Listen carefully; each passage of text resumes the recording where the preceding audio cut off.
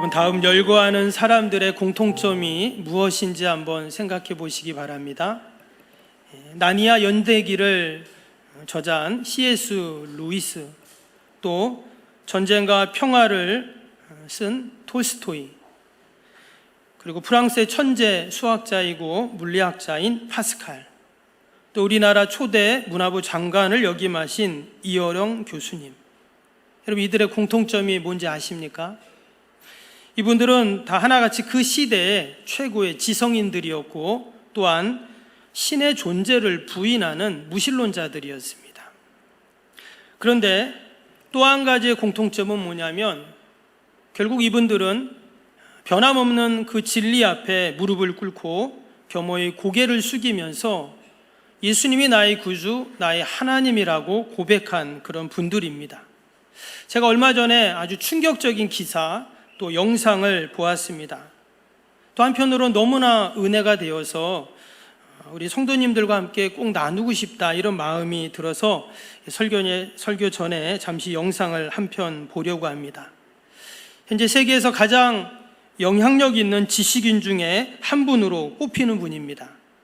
이분은 전 하버드 대학교의 심리학 교수였던 조던 피터슨 교수인데요. 이분이 자신의 유튜브와 또 지금 전 세계를 돌아다니면서 자신이 어떻게 예수님을 믿게 됐고 또 회심하게 됐는가를 간증하는 그런 영상입니다. 원래 이분은 누구보다 무신론자였고 또한 회의론자였습니다. 과연 이분이 어떻게 예수님을 만나고 또 이처럼 간증을 할 수 있을까요? 한번 짧은 영상인데 잠시 한번 보겠습니다.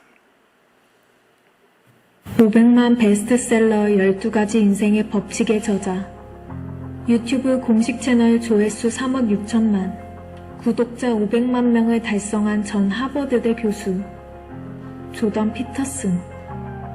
허무주의에 빠지기 쉬운 현대사회에서 현실을 직시하고 자기 인생의 의미를 찾아 기꺼이 책임을 짊어지는 어른이 되라고 이야기하는 그의 메시지에 전 세계 수많은 젊은이들이 열광했습니다. 그로 인해 삶이 변화했다는 독자들의 고백이 쏟아지고 북미와 유럽 125개 이상 도시들에서 열린 강연이 연일 매진되는 등 현재 그가 세계에서 가장 영향력 있는 지식인 중 한 명이라는 점은 누구도 부정할 수 없을 것입니다. 그런데 최근 그의 삶에 큰 변화가 일어났습니다. 아내가 갑작스럽게 신장암 말기 판정을 받게 된 것이죠. 게다가 본인 또한 약물 부작용 치료로 인해 코마 상태를 경험하고 심각한 폐렴을 앓는 등 1년 가까이 병상에서 생사를 오가게 됩니다. 조던 피터슨 교수는 재활센터에서 걷는 법, 눕는 법을 다시 배워야 할 정도로 심신이 피폐해져 자살 충동까지 느꼈다고 합니다. 그러나 그러한 고통의 시간을 겪으며 그와 그 아내의 삶에 큰 변화가 있었던 것을 알 수 있습니다. I'm not only am I appreciative of what I have, I do everything I can to remind myself of it all the time, and so does my wife. I mean, she's changed quite a bit as a consequence of her struggle with cancer. Has become much more overtly religious, I would say. And, we say grace before our meal in the evening, and it's a very serious enterprise, and it always centers around gratitude, for the ridiculous volume of blessings that have been showered down upon us at a volume that's really quite incomprehensible. The problem is I probably believe that, but I don't know. I'm amazed at my own belief, and I don't understand it. Because I've seen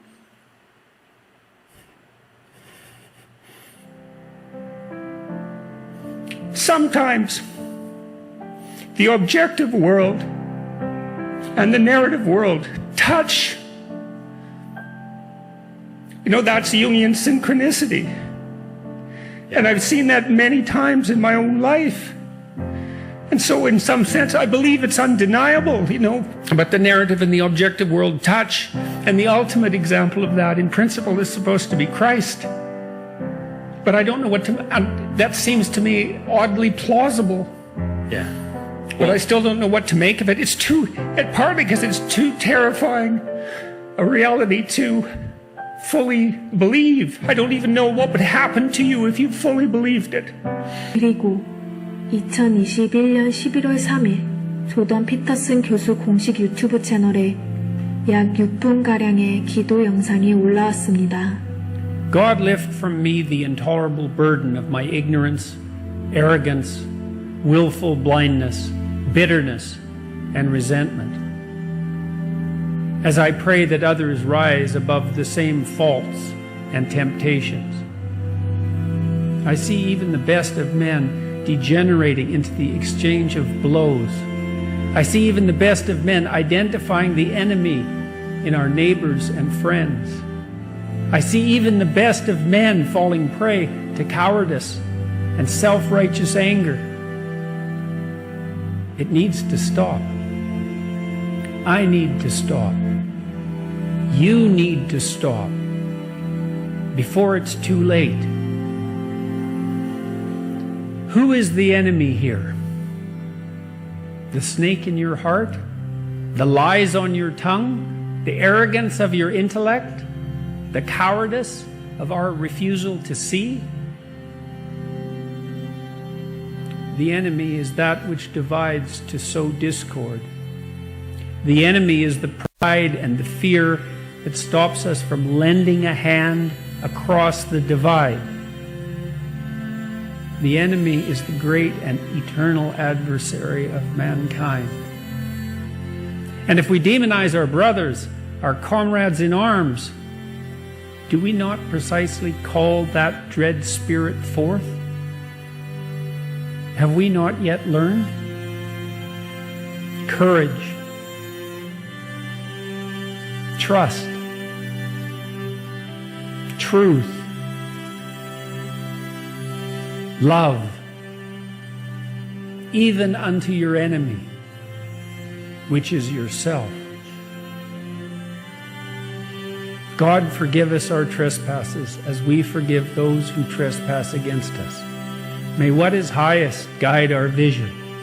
May what is highest open our ears. May what is highest guide our tongues.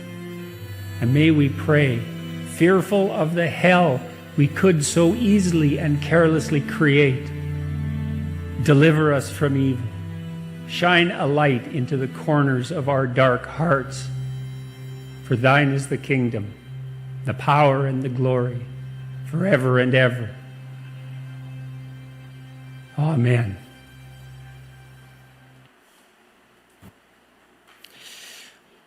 좀 자막이 작아서 조금 그런데 우리 자신의 간증, 기도를 이제 영어로 하고 있는데 그 중간에 보면 ridiculous volume of blessing, 그 shout down이라는 말을 했습니다. 그게 무슨 뜻이냐면 말도 안 되는 그 하나님의 축복이 마치 나에게 그 샤워할 때 물이 쏟아지듯 그렇게 왔다는 거예요.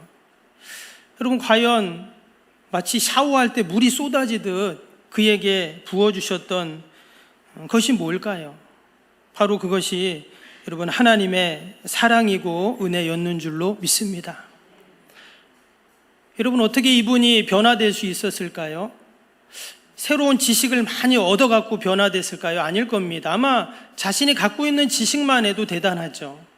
하버드대 교수인데, 아니면 누군가 그에게 와서 기독교에 대해서, 예수님에 대해서 그렇게 설득을 했을까요? 아닙니다. 도리어 그 사람이 설득을 당하죠. 아니면 누군가 와서 예수님 안 믿으면 가만 안 주겠다고 협박을 했을까요? 말도 안 되는 소리입니다.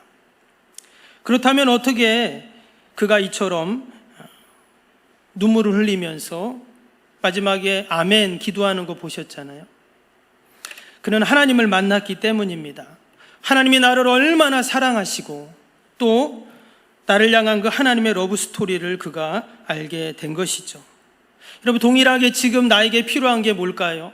우리의 자녀들에게 필요한 것, 또 우리의 사랑하는 남편, 아내에게 필요한 것, 또 우리의 부모, 형제에게, 이웃에게 정말 필요한 게 무엇인가?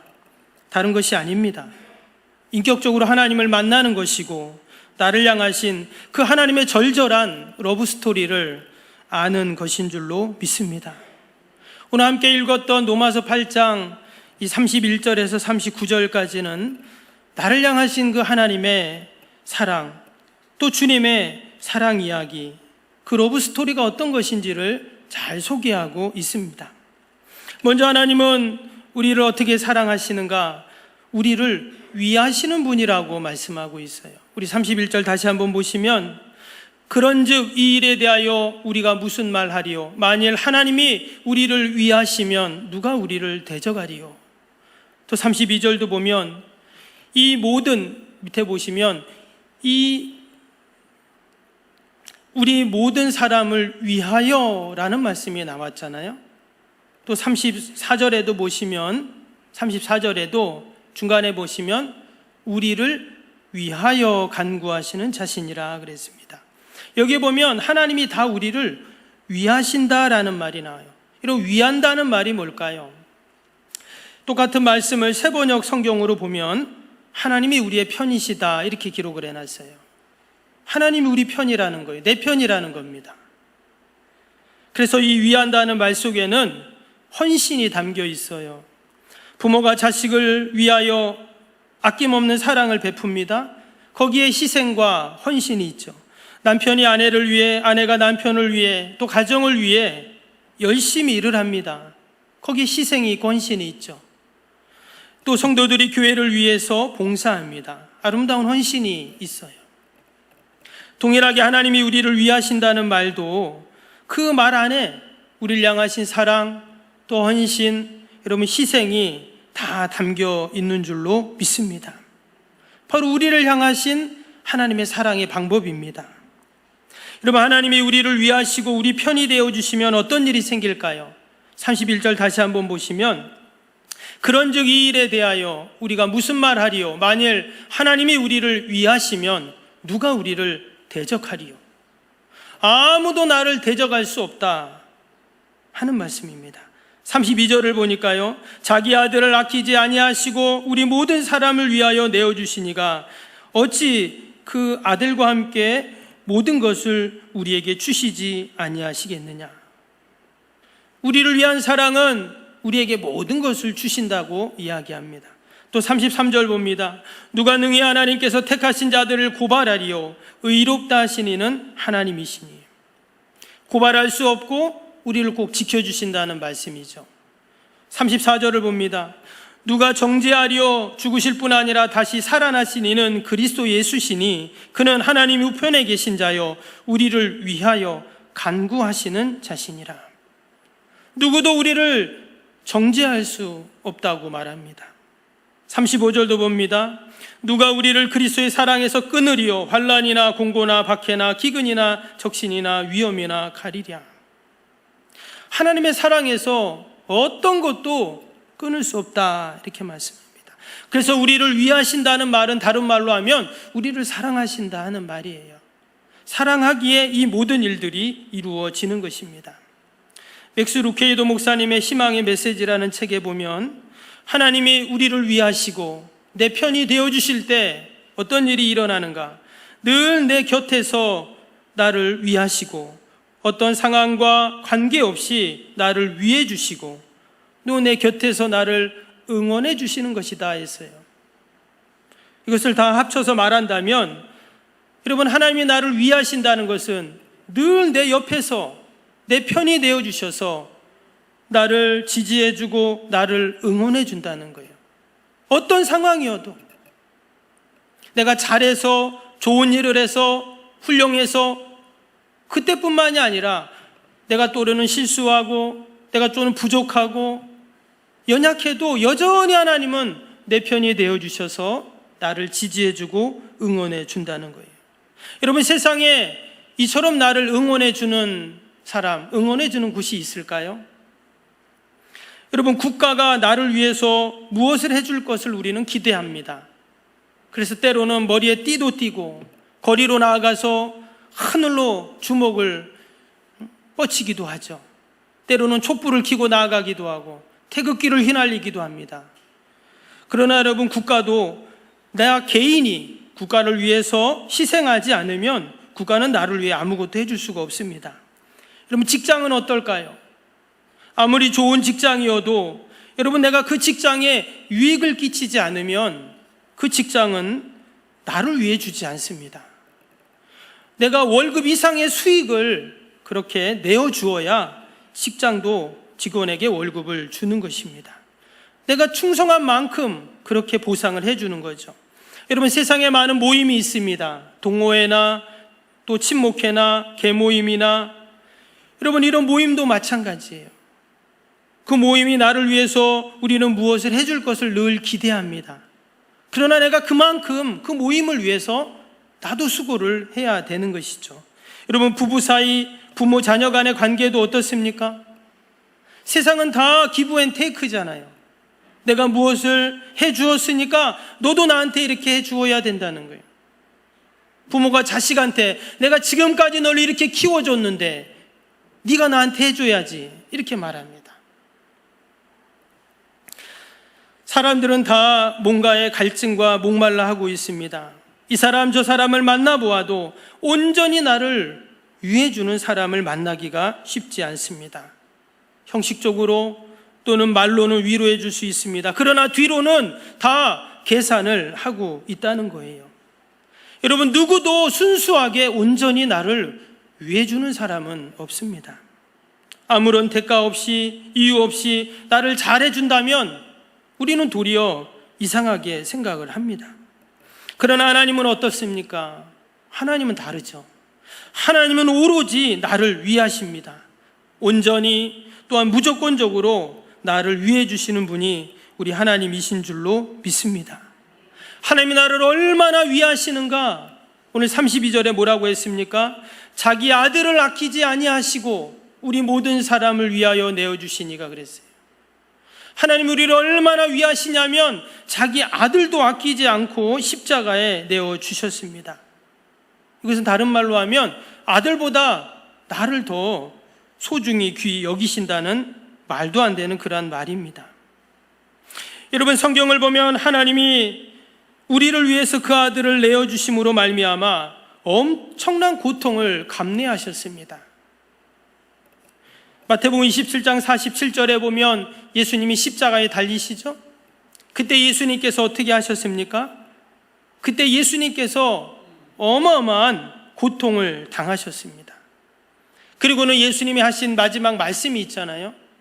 엘리 엘리 라마 사박다니, 나의 하나님 나의 하나님 어찌하여 나를 버리셨습니까? 라는 그러한 고백을 하셨습니다.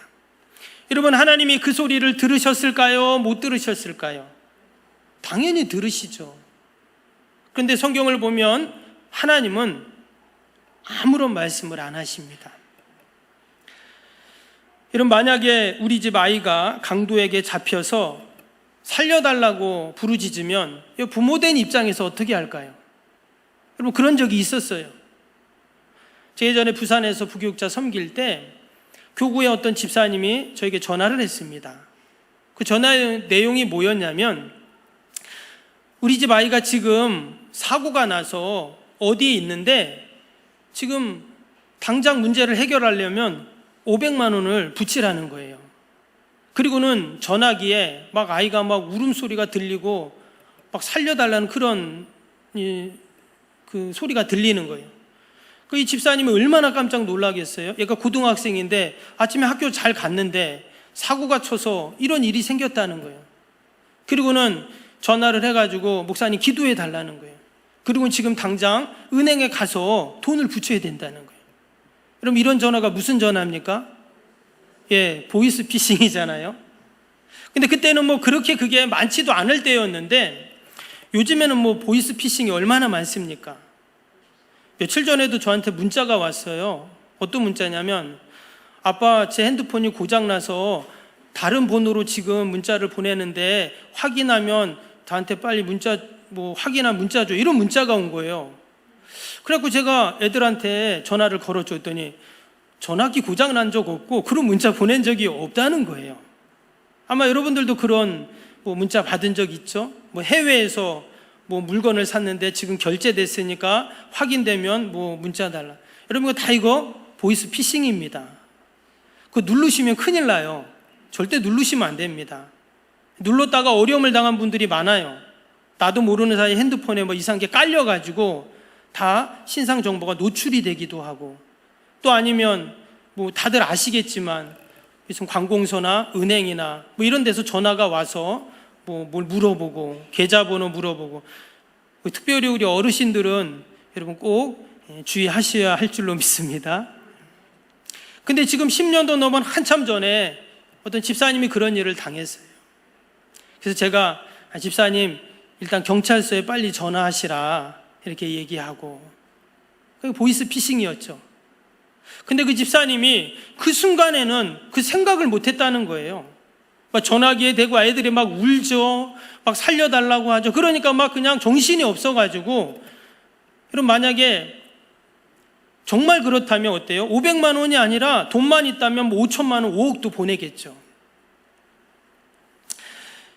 여러분, 그 전화가 보이스 피싱이었기에 다행이고 속지 않아서 다행이지, 만약에 정말 그랬다면 어떻겠어요? 어떤 부모든 가만히 있는 부모는 없겠죠. 그런데 예수님께서는 로마 군병들에게 잡히셔서 온갖 수모와 또 고통과 수치를 당하시면서 심지어 십자가에 못이 박히셔서 6시간 동안 매달려 있었습니다. 끔찍한 고통과 그런 아픔 가운데 하나님을 향해서 하나님 좀 나를 살려주세요 이렇게 외치고 계신데, 하나님은 그 보이스 피싱도 아니잖아요. 그런데 하나님은 한마디도 하지 않으시고 아무런 대꾸도 하지 않으셨습니다. 예수님도 그 십자가의 길이 너무나도 고통스럽다는 것을 알고 계셨습니다. 그리고 처참하게 십자가에서 죽는 것을 알고 계셨음에도 불구하고, 그럼에도 에베소 5장 2절 말씀에 보니까 이렇게 말해요. 그리스도께서 너희를 사랑하신 것 같이 너희도 사랑 가운데 행하라. 그는 우리를 위하여 자기를 버리사 향기로운 제물과 희생 제물로 하나님께 드리셨느니라. 여기도 보니까 어떻게 해요? 중간에 보니까 그는 우리를 위하여, 바로 나를 위해서 예수님은 자기 자신을 향기로운 제물로, 희생 제물로 드려지셨다는 거예요. 여러분, 우리는 다른 사람에게 뭘 줘도 항상 좋은 거는 사실 좀 남겨놓잖아요. 그리고 나에게는 별로 그렇게 크게 뭐 필요 없는 것, 뭐 줘도 되는 것, 이런 거 주거든요. 근데 하나님은 어떻습니까? 하나님은 우리에게 너무나 좋은 걸 주세요. 우리는 하나님께 사실 죄 지은 것밖에 없는데, 그냥 내가 좋은 일 한 것밖에 없는데, 그러나 하나님은 늘 나를 위해서 가장 귀한 것을 내어주십니다.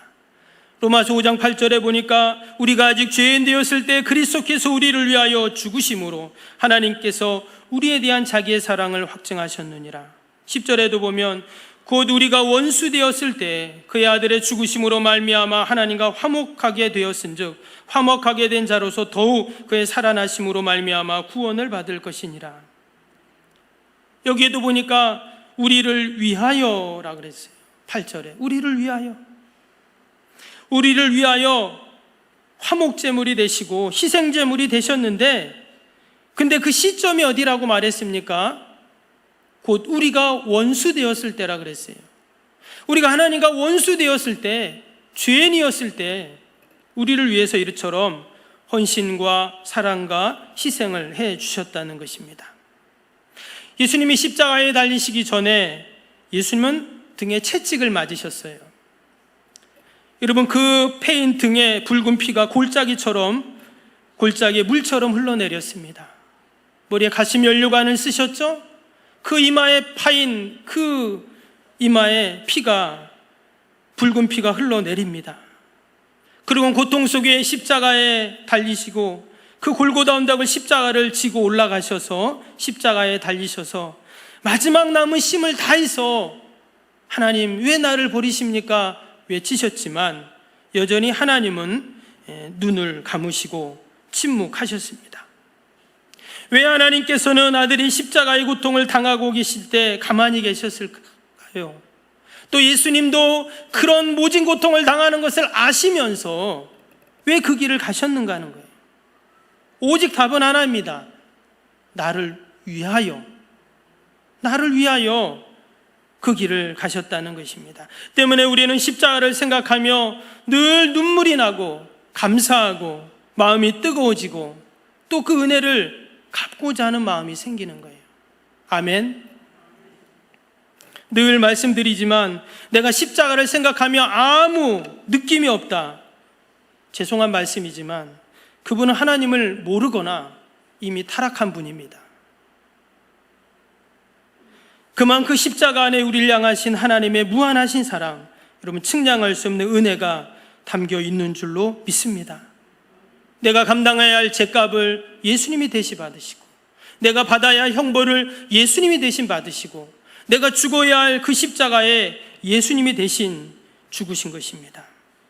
바로 이것이 우리를 위하시는 우리 주님의 사랑이죠. 십자가는 단순히 희생과 죽음만을 상징하지 않습니다. 하나님이 우리를 위하여 모든 대적자들을 뭐라고 했습니까? 이기지 못하게 하신다고 오늘 말씀했죠. 31절 다시 한번 보시면, 그런즉 이 일에 대하여 우리가 무슨 말 하리요? 만일 하나님이 우리를 위하시면 누가 우리를 대적하리요? 또 37절에도 그러나 이 모든 일에 우리를 사랑하시는 이로 말미암아 우리가 넉넉히 이기느니라.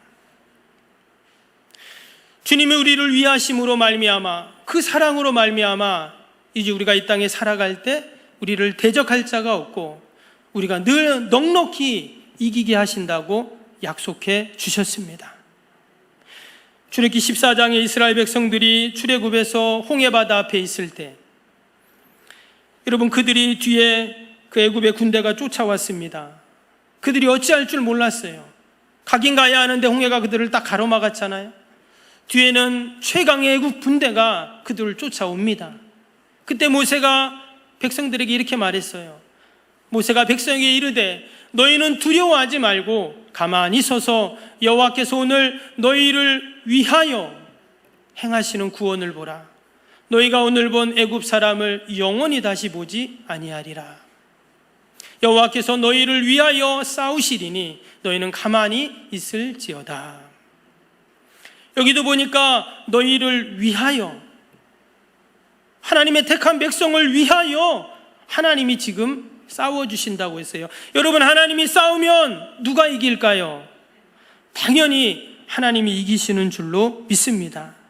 아무리 세계 최강의 애굽의 군대라고 할지라도 하나님과 싸워 이길 수는 없어요. 그래서 이스라엘 백성들이 이긴 것입니다. 왜? 하나님이 친히 우리를 위해서 싸워주시기 때문이에요. 그 하나님의 사랑에 대해서 오늘 35절 후반절에 뭐라고 했습니까? 그 하나님의 사랑, 우리를 위하시는 그 하나님의 사랑의 깊이와 또 정도를 이야기하고 있어요. 누가 우리를 그리스도의 사랑에서 끊으리요? 환난이나 공고나 박해나 기근이나 적신이나 위험이나 칼이랴. 여러분, 세상에 가장 강력한 것들을 여기 지금 다 기록을 해놨잖아요. 곤고나 박해나 기근, 적신, 위험, 칼. 그러나 이 모든 것들이 어떻다고 했습니까? 우리를 이길 수 없다는 거예요. 왜? 하나님이 우리를 위하시는 그 사랑 때문에 결코 이런 세상 것들이 우리를 이길 수가 없습니다. 그러나 사단 마귀는 끊임없이 우리에게 말하겠죠? 우리를 유혹합니다. 야, 어떻게 네가 곤고를 이기니, 박해를 이기니, 기근을 이기니, 적신, 위험, 칼을 이길 수 있니? 안 돼. 이런다는 거예요.